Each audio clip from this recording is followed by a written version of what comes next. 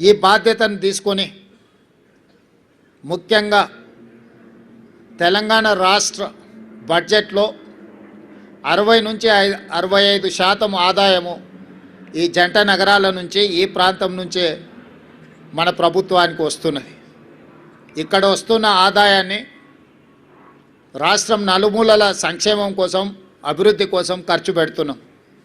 ఈ నగరాన్ని కాపాడుకోవడం, ఈ నగరాన్ని అభివృద్ధి చేసుకోవడం, ఈ నగరంలో నివసిస్తున్న ప్రజలకు మౌలిక వసతులను అభివృద్ధి చేయడం, ఉద్యోగ ఉపాధి అవకాశాలు పెరగడానికి అవసరమైన ప్రణాళికలు రచించడం అనేదాన్ని పూర్తి స్థాయిలో మా ప్రభుత్వం నిర్వహిస్తుంది.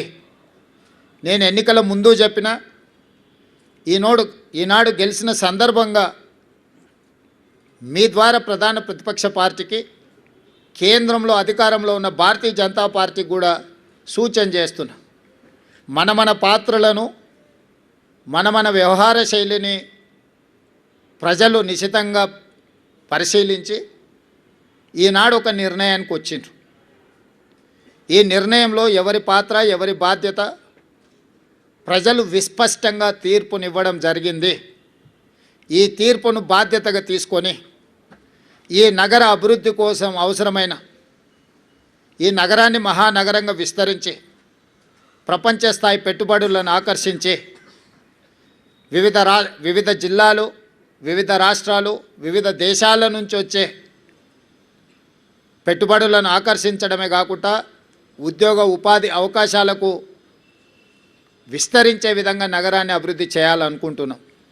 అందుకే రీజనల్ రింగ్ రోడ్ కావచ్చు, రేడియల్ రోడ్స్ కావచ్చు, మూసీ నది ప్రక్షాళన కావచ్చు, మెట్రో విస్తరణ కావచ్చు, గోదావరి కృష్ణా నది జలాలు ఈ మహానగరానికి తాగునీటి అవసరాలను తీర్చడానికి అవసరమైన ప్రణాళికలు కావచ్చు, హైదరాబాదు నగరాన్ని పట్టి పీడిస్తున్న ట్రాఫిక్ సమస్య కావచ్చు, ఎలివేటెడ్ కారిడార్లు కావచ్చు, ఫ్లైఓవర్ బ్రిడ్జులు కావచ్చు, అండర్ పాస్లు కావచ్చు, రైల్వే ఓవర్ బ్రిడ్జులు, రైల్వే అండర్ బ్రిడ్జులు కావచ్చు, గల్లీలలో ముఖ్యంగా చెత్త ఒక ప్రధాన సమస్యగా మారింది.